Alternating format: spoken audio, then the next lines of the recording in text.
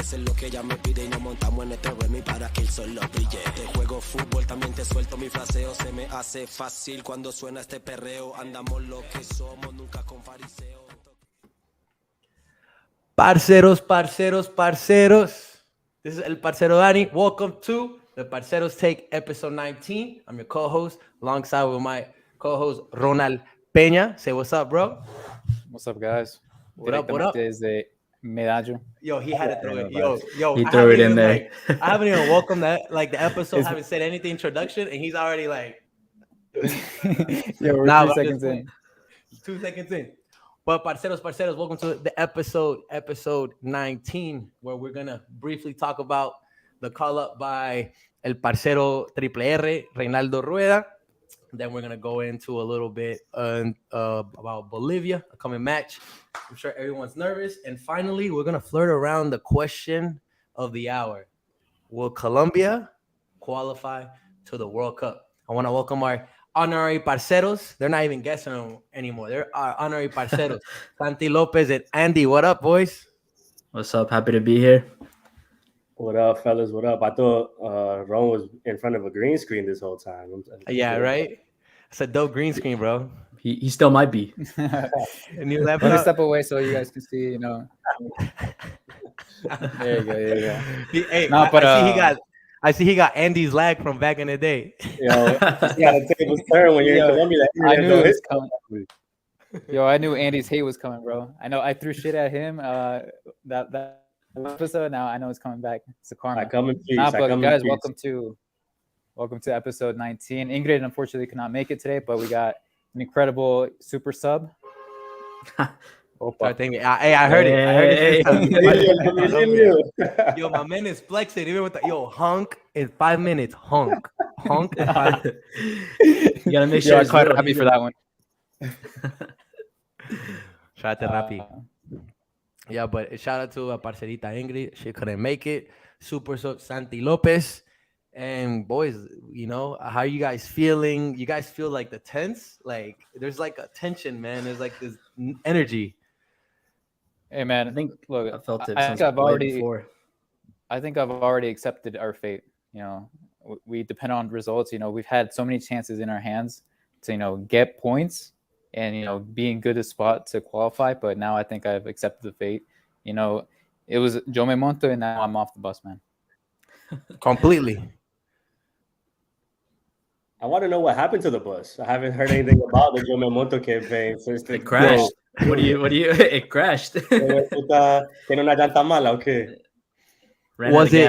Was there a buzz or was it false advertisement? You know what I mean? Like everything. I think I'm in the same boat. I'm not even nervous about the game anymore because I don't expect much from this team. Even if they were to get 6 points from this window, for us to qualify, we need, you know, a couple of favors, and that happening, if that does happen, all of the religious people in Colombia, then I guess those prayers work every day that they wake up and go to Misa at 5 a.m. because it's like I said, we had all of our chances to do what we needed to do. One little result here and there would have changed things. One goal here and there would have changed things. Y ya después del partido contra Peru, I think that kind of stamped it. You guys know I was there, and I think after that moment, I'm like, yo, this team, you know, it is what it is at this point. I just hope that they don't go out in a bad way. Let's just like have reminders of what happened against Uruguay and Ecuador, where like it was kind of the end of that little era, that little run. I just hope that it's not anything like that. You know, if we're not going to make it, que salgan peleando, hopefully. It would be nice to see a goal, but we've been saying that for the past 4 months, so we can't do too much about that. But I'm more nervous about the reaction in Barranquilla for this game, honestly, more than anything. I don't know how it's going to be. It's going to be pretty weird. Hey, what reaction, man? You think there's going to be even a crowd there? I think that's a good question. We were just talking. Wasn't Quintero giving out tickets on WhatsApp? Yeah, Quintero was doing una propaganda with Colombiana, talking about text to WhatsApp to find out about tickets. And I'm like, man, this is the point that we're at right now. I was saying they should be giving out free tickets. They should be giving out free airfare. They should be giving out free Aguila at the stadium. I mean, it's a bad situation seeing the way that it ended against Peru with, you know, people throwing stuff on the field and things like that. So quién sabe qué va a pasar mañana, but it's not good. Santi, what do you think? Santi? Are you still on the bus? Yeah, Oh, okay. I'll say I'm on the bus. I'll say I'm on the bus. But realistically, yeah, no, we're out the World Cup. But I think I'm always just gonna have that hope that they will a miracle will happen and that somehow Peru will lose against Uruguay and then against I think they face Paraguay next. After that, I hope Chile. I hope they lose as well. But realistically, I mean, it's a lot of luck that has to go into Colombia making it into the World Cup. So hopeful, always. I'm always hopeful. But realistically, yeah, nah, man, it's done. It's done. I agree with Andy. Like, I hope these guys come out like firing, like with that same energy that they had like before this crisis. I hope they at least get 6 of 6, regardless of whether we go to the World Cup or not. Like, let's at least play well, let's win. And like, Copa America is next, have some momentum going into it, hopefully, do something there. I think I'm gonna be with you, Santi. I'm gonna stay on the bus because at the end of the day, as long as it's numerically possible, I'm always gonna have that hope. Yo como buen colombiano. What's the saying? When there's life, there's hope. Is that the saying? When there's life, there's hope. Something like that. That's me right now. O masoquista. Una de las dos. O masoquista. O masoquista. And I am one of those. Numerically, it's possible. Mm-hmm. You guys know the math. Like, you know what we got to do. We got to get the 6 points. It's not in our control. But similar to Ron, I think my expectations changed. The past 3-4 months, I think since the first time Andy got on the show, I was saying, what about our playing style? What are we doing with the ball? Is it the time? Is it that, now it's the time where we start playing better. Now it's the time that we move the ball around, that we start scoring. That expectation completely went to the wall. Now, like out the window, out the bus. I'm on the bus, out the bus. Now I want to know, okay, mentality, where are the players? Who's coming in? Se van a montar, la van a luchar, van a sudar la camiseta because, who's going to step up? Who's going to be the leader? Whether we make it or we don't, who's going to be the leaders going forward? Team-wise, as a team, I'm not expecting any type of, as a collective, throw that out the window. Ya pura garra al Uruguay. Now it's about, I want to see the individual plays. Who's going to step up? Who's going to make something happen? Because we're playing Bolivia at home, guys. Someone's got to step up, man. And el tú a tú, we have better players. We've been saying that like over time with so many teams. Who's stepping up? What's Rueda going to do? Put Morelos, set it up. Morelos been scoring. Put Morelos at number 9. Put Muriel at number 9. Don't put him out the wing.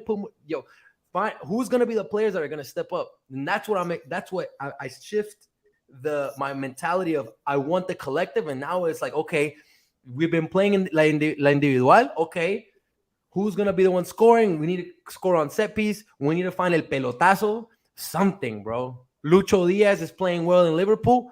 All right, my dude, you've been seeing out in la selección. You haven't done anything for how many months? Talked a little bit about that. How he said Luis Diaz a part, and he talked to him, and he said, look, like, we don't expect you to carry the bag or, carry the team on your back.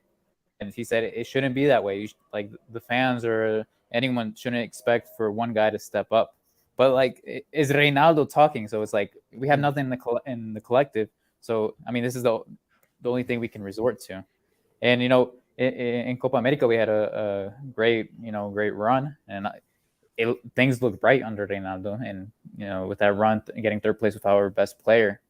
And it looked like Colombia had something in the collective, but, like you said, Danny, everything is completely gone. Now we just depend on individualisms on the team. Yeah, we got the players to do so. We got the players to beat Bolivia at home. There's no excuse. Go out there. Even we'll talk about Venezuela next in the next Parceros take. But for now, looking at Bolivia, man to man, position by position, there's no excuse. In order to make it to the World Cup, you got to beat Bolivia at home, man. I've been saying that. In order to make it to the World Cup, you got to beat Ecuador. Okay. In order to make it to the World Cup, you got to beat Peru. Okay. In order to make it, bro, I know like all the things haven't gone our way in order for us to make it to the World Cup. At least let's end it on the right note. let's beat Bolivia at home, man. We have to beat Bolivia at home. Not no shade against Bolivia, but you know how it is. You have to beat. You gotta beat them at home, man. We got the players. But think about this: we've been kind of, like you said, being a little bit repetitive with what we've been talking about with this team and with the playing style and with the players and coaches. Like, if you were to put us in the situation where we, a few months ago said, all right, we have a few points that we need to get up in the top 4 or 5 spots.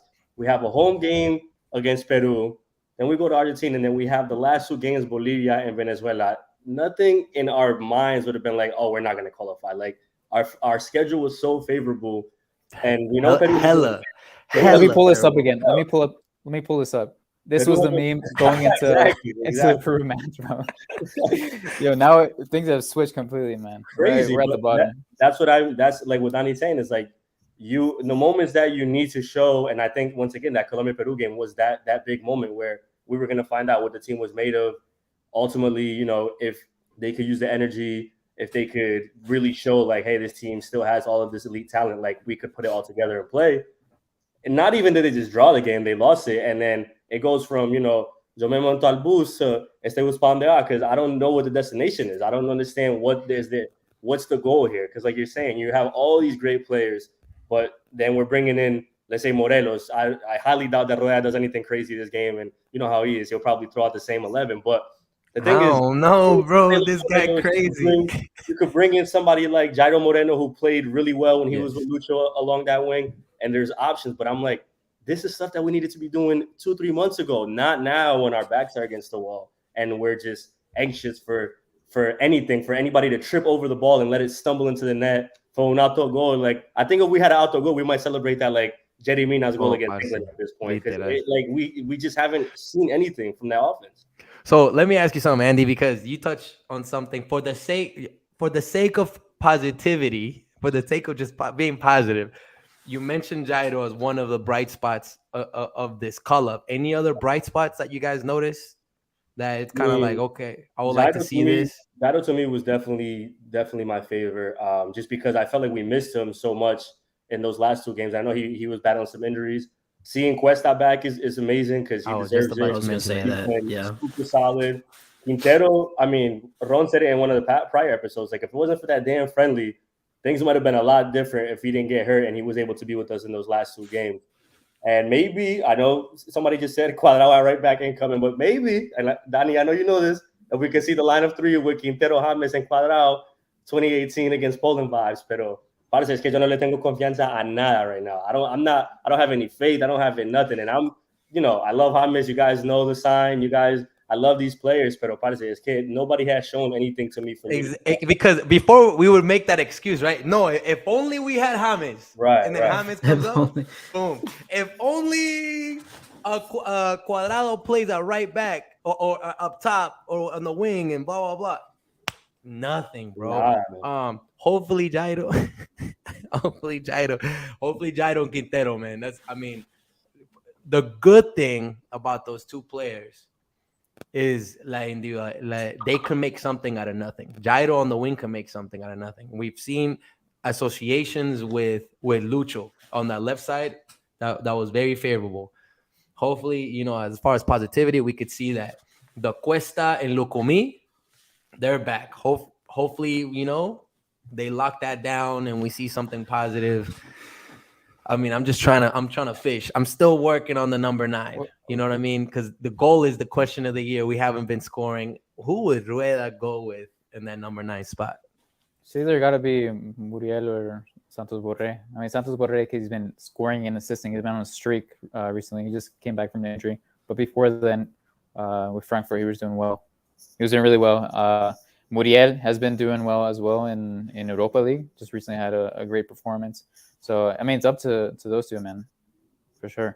Anybody but Borja is what I'm saying this time around. Anybody but Borja. And exactly. I said before, I love Borja, but what he's shown in La Selección these past few months is pa ni ponerse la camisa otra vez. Like, honestly, man, I think I would probably go with Muriel, but we know how that whole, like you said, playing him as a 9 versus playing him on the wing, and Borré as well. But this is the thing we're saying. The same thing with Buffalo. He's been playing really well at his club, but they all play well at their clubs. Every single one of them play well at their clubs. And then they put this yellow shirt on como que les queda incómodo, yo no sé, and they get to Barranquilla and it's like, oh shit, we forgot, how to play soccer and score in front of an open net. So, I mean, I would like to see Muriel up there. I have a feeling it's going to be Borré.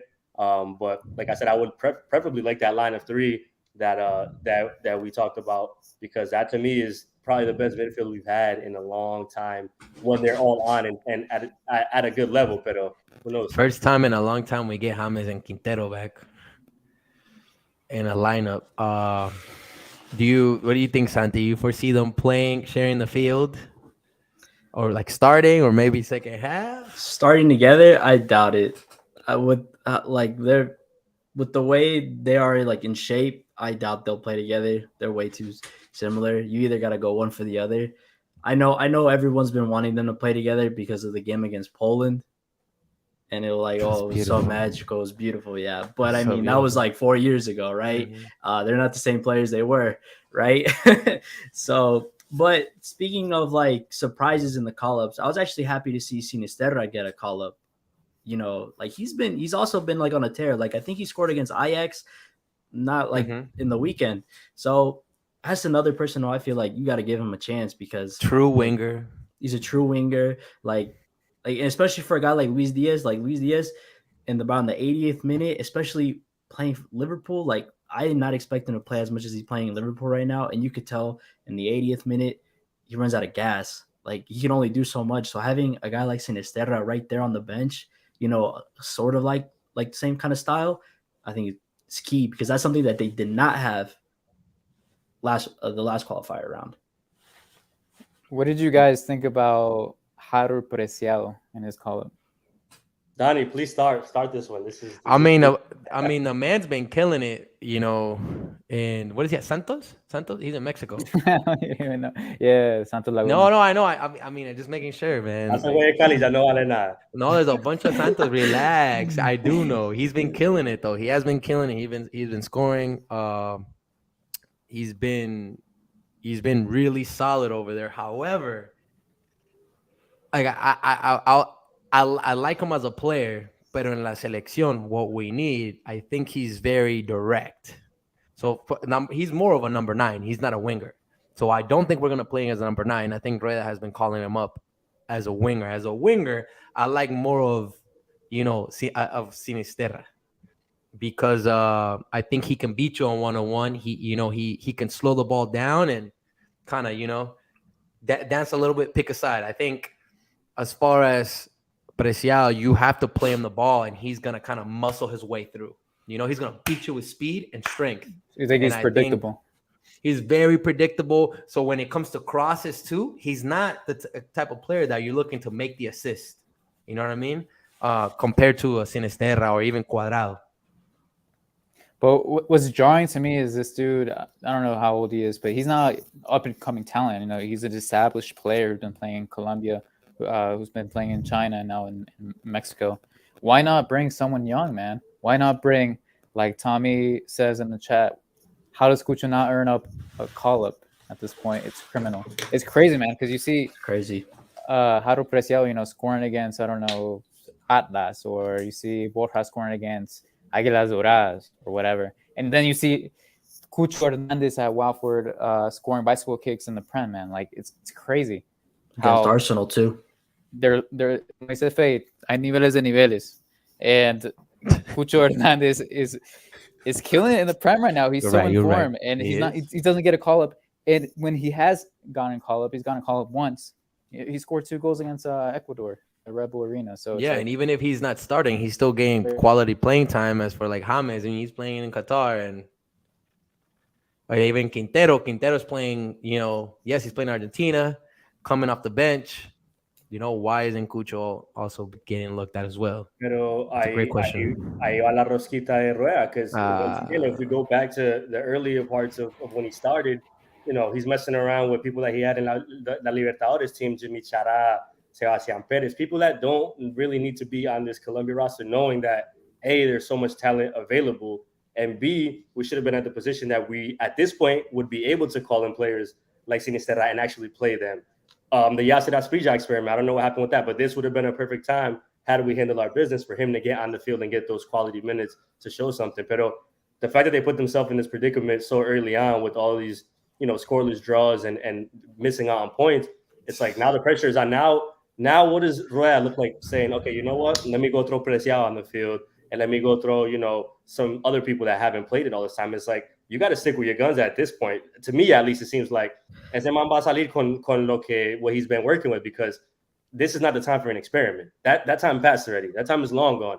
And the one thing I do like about the list is that we have these players like Lukumi, like Cuesta, that are going to be part of this next cycle, whoever's in charge of it, whoever's the coach. So getting that experience, and I think going through hardships, going through, potential failure to qualify is a big learning lesson, a big opportunity for them to grow and approach the next time. I think we see it with the U.S., how they got left out in 2018 and how some of those players had to go and some of the younger players had to mature and step into those roles. So I think, it's obviously you can take a positive out of that, but you can't be like, okay, now let's go with Morelos now, which I would love to see Morelos play, but it's like, we should like throw Morelos out there and, he doesn't do anything. It's like, well, you should have probably went with somebody that has been playing a little more with that Selección. So once again, to me, I don't think anything is off bounds. I know that sounds contradictory, but we haven't scored in a long time. So I don't think anything is off bounds at this point, but knowing Rueda, knowing that these might be his last 2 games, or they should be his last 2 games, it's like regardless. Facts. Regardless. No, man, win or lose, whatever, man. Just throw those 11 out and keep it moving, man. If Colombia make it to a World Cup, regardless, the man should be. Well, that's the other thing. Imagine they do qualify somehow. Like, we bring him there. Like, that's no, sir. Right?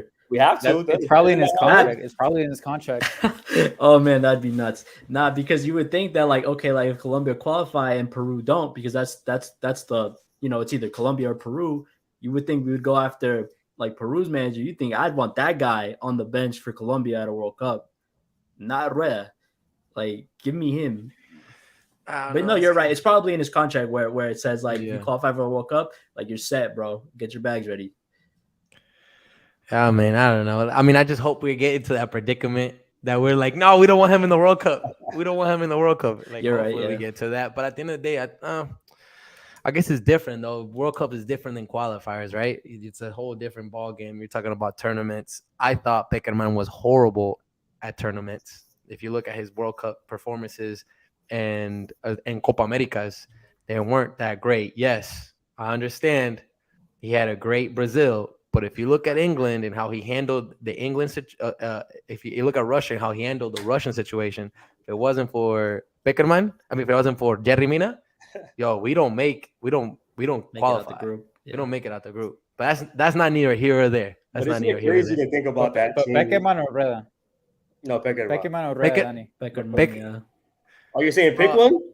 I will pick Rueda, bro. Tournament-wise, Rueda. Dude, tournament. did you just say okay? Yes. That's what I'm saying. Get us eliminated from the World Cup after we were literally in the top 4 for like 3 years. What I'm telling you is it's different. A tournament is very different than qualifying. I know. I understand that, but I hate Peckerman, bro. I'm not going to pick Peckerman. Would rather win a Copa America than have a deep run in a World Cup? Just doing that comparison? Say like, bro, it's 2 different things, bro. I'm talking about 2 different things, of course. Like, yes, I understand. You got to make it. You got to make it in qualifying in order to make it to World Cup, blah, blah, blah. But I'm just saying, in general, if you look at tournaments, Peckerman didn't have good tournament stats. He did not. Look at his Copa Americas. Go back and look at it. The way we won in those games, they were horrible. He did not know how to manage tournaments. Honestly, isn't it crazy to look at these teams, right? And I think that in the past, let's say like 5 years, we've been kind of like seeing that trend of like, we have so many offensive talented players, but Danny brings up a great point. If it wasn't for Jerry Mina in Russia, we would have been screwed. And it's like, how do we get there with a team that's so good offensively and have our center back be like the star of our scoring? And it's like, that's 4 years ago, like Santi said. That's a long time. And in those 4 years, we haven't seen any players offensively that score like, oh my God, this guy is incredible. And once again, these are players that are playing at great teams all around the world, that are playing well, that are not necessarily coming off the bench all the time, that are starting. And it's like, after a while, and I've said this before, it's like you put so much blame on the coaches and Peckerman, on Queiroz, on Rueda, but it's like, who's going to show, like Ron said, which one of these players is going to step up? Who's going to show some garra? Because at the end of the day, the coach could only do so much. But when I know it's so much mental going on when you're in front of the net, Borja, Duan, whoever it is, and we can't put those easy tap-ins in. Like the time of Falcao saving us and being that goal scorer, like eso ya pasó, man. So it's like it's not like we need somebody that's going to be just like him, but as a collective, like we mentioned before, when you talk about who do we want to start this game, we can't confidently all give one answer. None of us could confidently say we want this guy to be the 9 because you have no confidence in that. And I think that's more of an issue on, it goes deep within the federation, but I think that's a big telling sign of the players that we have.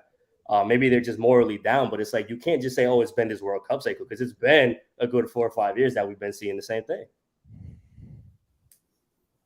I completely agree, man. I completely agree. It's definitely, if you compare our situation to Peru and Uruguay, those two teams have gone up. Even Chile, even Bolivia, bro. Even Bolivia, like, look at Bolivia on the table, bro. They're right there with us, man. I don't know if Peru, though. I think they're kind of like in the same situation, and they actually have a lot harder than yes, the win in Barranquilla basically qualified for the World Cup, but they have to face Uruguay, right? In Uruguay, I believe. Correct me if I'm wrong. Yeah, that's a tough game. While Colombia faces Bolivia, and I know, yes, we're going in without scoring a goal. We suck, blah, blah, blah. I understand, but it's still Bolivia, right? We should win. We should win. I'm not going to say that we are, but we should, right? And if you're a betting man, you're going to say Peru loses to Uruguay, right? And that right there, that will make the last game very interesting. So to say that Peru is like going up, I think they're just as nervous as we are. If you ask a Peruvian, because they have it a lot harder these next 2 games than we do. Man, I disagree. No, really? Because I think Peru, their sentiment is all up. Peru has to do is win in Lima against Paraguay, and Paraguay's last team in CONMEBOL. And so, I mean, the likelihood of that is very high. I do think there's a sense of going into that last game, though, like Santi says, of us winning against Bolivia and then losing against Uruguay, knowing that they have to get a point out of that game. Mental. It is. I mean, it's granted it's at home for them. It's cool, but that's a tough task, because you basically are taking a team that's like we're right there type thing. And World Cup qualifiers, we've seen a lot of crazy things happen. Like I think it's an easier road for them for sure, because we have to win and then hope for some stuff. But tampoco is like it's granted for them right now. It's a lot of pressure, but also like Paraguay and Venezuela, they're not gonna let Colombia, more Paraguay. They're not gonna let Peru completely out, like dominate them, take them out the field. But you think Beckerman in Venezuela is gonna let us walk through them? I never said that either, though. But you see what I'm talking about Peru. No, I know. Like, yes, but it's equally as hard as Colombia. But to say that, like, oh no, man, Peru has it easier than Colombia. I'm saying like maybe, but do they? I'm not really saying they have it easy. I'm not saying they have it easy. But look, Peru has been running their game plan. They've been running the game plan that they've been working on for a long time, and the players bought into the game plan, and the players are executing the game plan. That's the difference. Yeah. Like, look at Flores. Where does Flores play? West Coast fan? Where? DC United. DC United. And the past 2 games, this man has delivered. Coming off the bench, boom. So the players are buying into the system. Gareca is making the subs and making the adjustments in the game that are giving them results. And I think that's why, as far as sentiment and belief, man, if we go look at a Peruvian podcast right now, what's their sentiment, and then look at our podcast, bro. Imagine our players. It goes in that same way, man. I haven't watched Diego's from Peru Waltz's thing, but I bet he's as nervous as we are. I talked to him this week, and he's definitely not 100% confident either. But I think that when you put those dynamics, right, you get to have that game in front of your fans. We know that has been, supporting like crazy. That's going to be a huge thing. But we could guarantee a win. We could guarantee a win against Venezuela. All we need to do is have Theo call his boy up and be like, "Hey, papi, I got another favor, for all the times that I hooked you up, and keep it even." That could give us 3 points against Venezuela easy. Trust me. Pero okay, no, I was gonna say real quick that Peru has been in this spot where it's do or die. Yeah, I think I'm lagged. No, we hear you. Good. You're good. No, we're good. We're good. Keep going. I was frozen. My bad. Okay, no, Peru has been in the spot, man. Just look at the last qualifiers. How did they qualify for the World Cup, man? It was a do or die in the playoffs, and they've been in this position where they have to win at home. With their fans, they've been in this position. I don't think Colombia hasn't been in this position where they depend on other results to qualify for a World Cup. So it's two different things. Peru has experienced players. Colombia, is in a shaky moment. Like Danny said, Peru is on a rise. Colombia's on a downfall. So things are unlikely, but. I'm off the bus, but of course I have one eye open, another one closed, watching the game. You're riding behind it with the string right now, just in case. Yeah, I saw that yesterday. People were riding. Me and Santi are on the bus, but we already got the stop ready. We already got the little belt. Thing. Yeah, a mí me dejaron en el terminal porque yo sí no me monté para nada. Imagine. I'm just gonna say this because it's very likely as well. Just imagine Bolivia and Colombia end 0-0. I know, then it's done. Yeah, no, it's raps. Like we don't even have to talk about it. Like, you say no parte. Like that's a very likely possibility. It's very likely. It's as likely as what Peru did to us. Very likely. Like I'm not saying Bolivia is a counterattacking team. Yeah, exactly. They're not bad either. Like they have the top goal scorer of the World Cup qualifiers on their team, I believe. Right? Or he's like up there within like the top two. Definitely he's up there. I don't know if he's at the top, but he's definitely up there. But he's definitely up there. So like Marlos Moreno is the top scorer right now in qualifying. But I mean, I completely agree. It's just as likely at home. His goals have been at home where they have a massive advantage. But with our luck though, the one goal that he scores away, it's on us. Just imagine. No, they scored. They scored at Venezuela. The score was 4-1, but they scored over there. But think about a team coming into Barranquilla right now against this Colombia side. Like you would think that's supposed to be like scary, but it's like, bro, these guys haven't scored in forever. Last game they were getting things thrown at them and running off the field and arguing with fans and stuff like that. Like they're probably like, yo, Peru said it, just sit back, and they're probably not going to score on us. So let's sit back. If they get a draw, they're going to be like, word, we ruined their chances. Like, and we're over here thinking about like, oh yeah, like we'll get the 6 points. We're looking too far ahead to Venezuela because we gotta first, get the Bolivia result, and then Bolivia's capable. They're very capable of winning of 0-0, 1-0, extremely capable. And like you said, it's probably the most likely result, if we're being honest, is a 0-0. This is the first time in a while that we see like Bolivia like with so many points on the table, like, to the point that they're 2 points off of us. Like you said, we're all right there. That I think that's another problem. If you look at the table now and you're like, bro, if you just take the South American talent, the teams in general, like, and we've said this, I don't know if people think we're homers, but I've heard it from people from other countries. Like, we should be right there under Brazil and Argentina when it comes to talent-wise. When it comes, like, we have some of the most talented players in South America playing at some great teams, just talent-wise. I'm not talking about anything else. We should be right up there with them all the time, like right next to Uruguay, like fighting, but. In the past, like I said, however many years, we haven't been showing that at all. We should have the luxury that Argentina has right now to, call up 17, 19-year-olds from academies in these big teams in Europe. And I saw that, and start and play them, dude. I think okay. My bad. That's a first on the pod. Yo, me estoy despidiendo, hombre. My bad, bro. I think Colombia is the second most underachieving country when it comes to world football in the world after Netherlands, because Netherlands have lost so many World Cup finals. But I think Colombia, especially in South America, has been completely underachieving. The diversity here, the footballing diversity, we've talked about it. You have, all types and shapes of profiles of football players. And for us to not even qualify a World Cup, like Hama said, Hama says that Colombia should always be in the World Cup. And that's how it should be, but unfortunately, things aren't that way.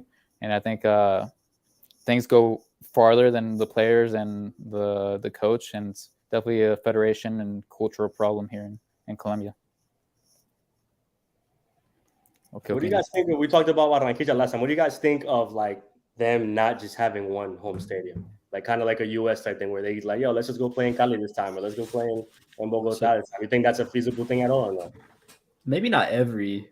Like, I know, like, there's always been the talks, like, they should go play in Medellin because of the weather's so nice, and the thing that Colombia, like the reason I think in my opinion, or I don't know if this is a fact, but the reason that Colombia always played in Barranquilla is because of the heat and the humidity, right? like for the other team is a struggle, but it's become our struggle too. So like there's really no reason for us to be playing in that weather anymore, right? So we might as well move to somewhere where it's a lot cooler, where the players can actually like, take a breath. But I completely agree with Santi. Hey, man, move it here. Yeah. Life flex, but no, I completely agree with Santi. The main reason why we wanted Barranquilla was that the home field advantage, and as we can see, by not beating Ecuador, by not beating Peru, by not beating Paraguay, we've lost that home field advantage. I think also with the fans, like I think in Barranquilla, we lost all of those. Like they lost all those fans. Like I'm assuming the majority of the people are the same people that go, right? They're done. Like they don't like to go. They don't like La Selección no more. Medellin is a footballing city now. Like they love it. They know how to like. But I think I think the majority of the people that go to those games are from outside of. Yeah, it's like an influencer hub, right? Like it's an influencer. That's why I think I heard my dad talking about that. How no, you said what you say, Andy? TikTokers. That's why Andy was there. I just heard it. I just got it. Andy's the influencer. He will go. Yahoo Sports over there. No, but the thing is, you that just went, Andy. What's your thought on that? No, I mean, I thought it was cool, but like you guys are saying, the weather to me is not an advantage, because you think about a lot of these players where they're playing. Like maybe back in the day when we had so many players locally, but I said not everywhere in Colombia is hot like Barranquilla. Not many places in Colombia are hot like Barranquilla. So depending on where these people are from, where they were born, and then they go to Europe and they're playing in colder weather, like maybe it's a process for them to acclimate when they come back for these international breaks, and it's a short amount of time, and maybe that's why we don't see people at their top performance levels. I don't want to use it as an excuse, but that extreme weather, you're completely right. They don't have enough time for us. Yeah, there's not enough time to acclimate to that for you to be at a peak performance level. And trust me, just from covering MLS and seeing how many teams complain about having to travel to different sides of the country because of weather conditions, like people don't think weather is a big deal, but it definitely is, especially in terms of a World Cup qualifier when you're trying to get points whatever way. And we've said it all the time, the games don't have to be pretty, the games don't have to be perfect. It's all about the results and getting the points. Look at the extremes the U.S. go through to play in whatever negative degree weather and have Honduras be miserable, but it worked, so right? They got messed up, bro. It is messed up, but at the end of the day, it's you got the points, right? Bolillo had no desire to be there, and I feel like it's kind of the opposite when like some Colombians are probably like, yo, we don't want to go to Barranquilla, man. Like we don't like want to play in this. I mean, I know it's a thing, but it's not pleasant, man. It's hot as shit over there. Like, do you think we lost that fact in general? Okay, because what's it called? Red Blur mentioned that it's not really about. That's not why we lost the home field advantage, right? Yeah, no, I don't think. So, I kind of agree with that. I don't think that's really an example. Yeah, but as far as like, I was watching Livardo the other day, and like time after time, Argentina playing Colombia back in the day came up, and they kept mentioning every time they play Colombia, man, it's very tough to play against Colombia. It's very tough to play against Colombia in Colombia. Okay, so why haven't we experienced that? Like, what is it? Is it the city? Like, is it the tactical? Is it the fan base? The atmosphere? What have we lost? I think Andy made a good point. Like, if they would have time, right, to come and go to Barranquilla and train and get used to the weather a little bit, then I could see it being a plus. Like, because they've had the training there, right? But if you think about it, today was the first day that they trained as a group. Today was the whole group today. Like that, everyone was there. And tomorrow they play. It's not enough time. So if you want the weather to be on your side, you got to give those players time to get used to that weather. And there is no time because of the clubs, because of the season. And so you might as well just move it to somewhere cooler where it's nicer to play and just hope that your soccer is the thing that gets you through, not the weather, not the city. The thing to me is like we say in all of South America, oh, you're going to this place, it's so tough to play. Going to that place, it's so tough to play. to me, I mean, not a lot of places are like La Paz where you're going there and dying because of the elevation. Like the weather is one thing, but granted, there could be players on the other team that are like, yo, we're fine with playing in the heat too. Like I think the weather, using the weather as like your home field advantage when other teams have like elevation and real factors like that is a whole different ballgame right there. Yeah, I agree. I think the whole weather situation used to work. Now we at a point that we don't have the tactical side and we're not acclimating to the weather. So and we have bad luck, man. Someone mentioned it before about the Zapata goal the shot against Uruguay. You know, yo, look at Andy right now. Hey, but yo, Andy, we talked about it. It's deeper than Zapata though, because the boy from Talleres had a shot on goal as well that didn't go in. Borja had a header that could have been on goal. You know, I think it's mentally as a whole is like our number 9 se le cerró la puerta and no one has been able to step up, man. At those, but it's one of those things like, and I think I said it after that episode, like, yo, if this Duan miss is something that we're talking about in a few months, that's all bad news. And we kind of had a feeling that it was going to be that way because of what we've seen. Like, I mean, like we said earlier, you could be anybody in front of the net and it just doesn't seem to be happening. And you know how they say, oh, well, score that first one and get, you know, the pressure off your back and all this and that. Like, dude, it doesn't work that way, man. Like if you say, oh, we're going to score one and all of a sudden the floodgates are going to open. Like, no, man. Like, I think maybe it's just a loss of that confidence. As much as we have it as fans, as, you know, spectators, they probably feel it internally too, because they know the pressure. They clearly see the fans in Colombia turning on them when they're physically throwing stuff on the field and talking junks from the stands. But at the end of the day, I tell people like, yo, that pressure is normal in sports. Like if you cross a certain line, it's a whole different story. But I mean, what are we going to be confident about? Like I said, when we see a team that hasn't scored in so long, we could pinpoint, and we've said this before, we could be really nitpicky about certain things and say, okay, defensively, they've looked pretty solid. You know, Wilmar Barrios is a beast and things like that. But as a whole, as that collective, like we mentioned in the beginning of the segment, nothing has been there. Nothing has been there. So as much as you could take some players on the side and say, hey, this has been great, if we're talking about this whole World Cup qualifying cycle, leaving other stuff aside, you have to talk about it for what it is. And like I mentioned, think about what's to come next and think about who of these players are going to be such a important part of the process going forward, because 4 years is a long time, man. And a lot of these players that are playing now are going to be on the latter end. Maybe they'll get the Mario Yepes treatment where they get called in for respect and things like Magnelli, Abel Aguilar. Exactly, Abelito. But at the end of the day, you have a good enough group of young kids that could actually play and be well and are playing already in Europe and could keep blossoming within the next 4 years into that next process. So that's what I'm more excited to see. I mean, whatever happens, to see how it moves forward and see players like Cuesta play more of that bigger role. See players like Jairo be more consistent. See how they kind of try to mold Yasser and not make him be Marlos Moreno, but actually be somebody that could come through the ranks little by little and do something. So Andy's going to make me cry, man. Andy's like saying goodbye. He's doing the farewell. Yeah, he's doing the farewell. The farewell tour right now. He's so completely off the bus. It's not even like he's far away from the bus. We won't even need another episode, bro. He's like 30 miles off the bus. Yeah, he's on the 2024 bus. If we qualify, please don't call me, bro. No sacó el guaro, sacaste el guaro, ¿sí o qué? Nah, if we qualify, we're going to see the man sprinting to the bus. Yo, un vallenato. Vallenato. Make sure you edit this with a vallenato over, because that's what it feels like, man. Honestly, if I see Borja as the starter tomorrow, I might not even watch the game. I'm going to be 100% honest with you. He will, because he's the... He's chill out, bro. Yo, chill. Don't say that. You got to be realistic. He will play tomorrow. Like, he will, like, there's not going to be no James and Quintero is going to be Cuadrado right back.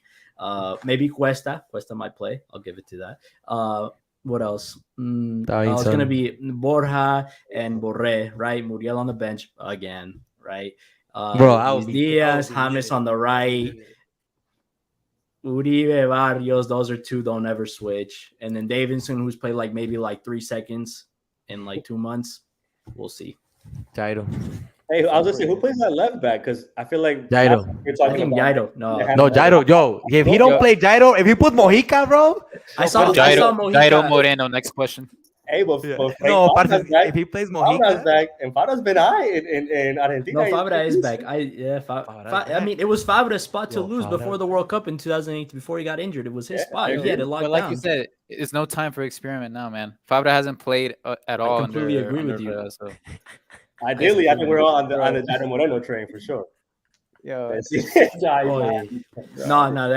off, and I'm leaving. Pause, bro. I'm off for Brian. Brian, come on, bro.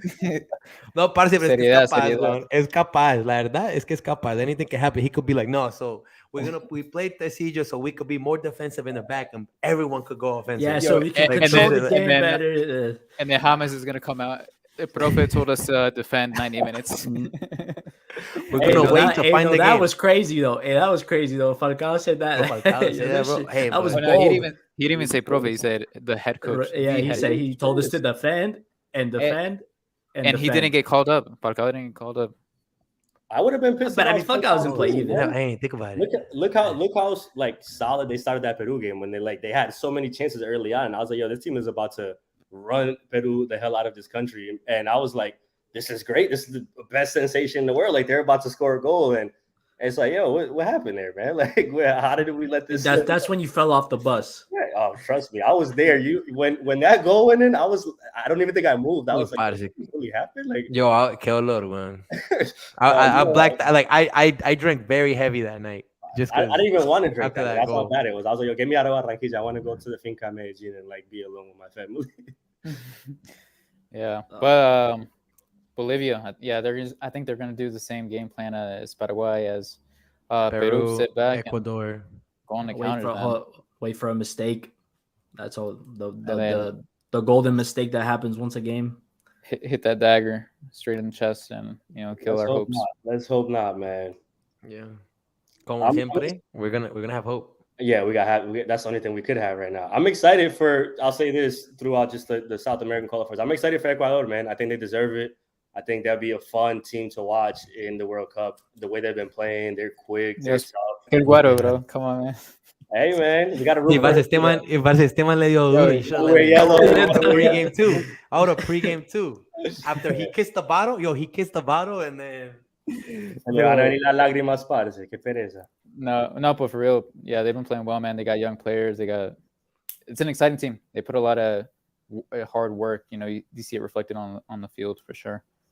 So I think I'm gonna buy an Ecuador jersey for this upcoming World Cup. Oh, I will say something. This might be a bad omen. I might get kicked out after I say this, but I had Lomo Saltado today.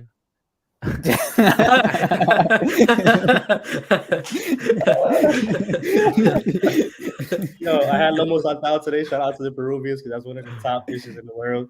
And I don't know if that's a bad omen, but I'm sorry. It was great. Hey, the Peruvian cuisine, man, is delicious. Amazing.